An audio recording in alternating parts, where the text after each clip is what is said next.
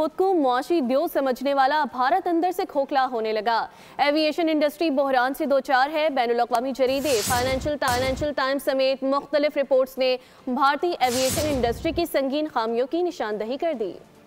2025 भारतीय एविएशन पर भारी गुजरा। रवा साल अहमदाबाद में एयर इंडिया का तैयारा गिरा और 260 जाने ले गया। फाइनेंशियल टाइम्स मामले पर खतरे की घंटी बजा रहा है। रिपोर्ट के मुताबिक एविएशन बहरान महज चंद फजाई हादसा तक महदूद नहीं, बल्कि 15 एयरलाइंस दिवालिया हो चुकी हैं, जो भारतीय तरक्की के झूठे दावों पर एक बड़ा सवालिया निशान है। RTI के मुताबिक गुज़िश्ता 5 वर्षों में भारत में 53 फजाई हादसा हुए, जिनमें 320 से ज्यादा अफराद हलाक हुए, जबकि हादसा की शरह में 14% इजाफा रिकॉर्ड किया गया। फाइनेंशियल टाइम्स के मुताबिक परवाजों की मनसूखी और मुसलसल हादसात इस बात का सबूत हैं कि रियासत एविएशन कवानीन पर मौसर अमल दरामद की सलाहियत खो चुकी है। भारतीय एविएशन इंडस्ट्री से वाबस्ता अफराद कहते हैं अवाम का भारतीय एयरलाइंस पर एतमाद तकरीबन खत्म हो चुका है।